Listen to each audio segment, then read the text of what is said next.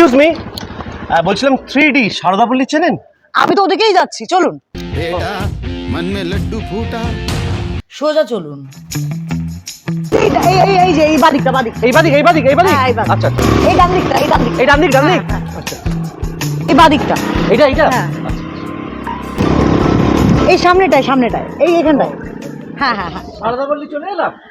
দাঁড়ান, আমি বলে দিচ্ছি। এই শোন না, এই তুই আছিস সেখানে দাঁড়িয়ে, ভালোই হলো। বলছি উনি একটু সারদা পল্লী খুঁজছে, ওনাকে একটু অ্যাড্রেসটা বলে দে না।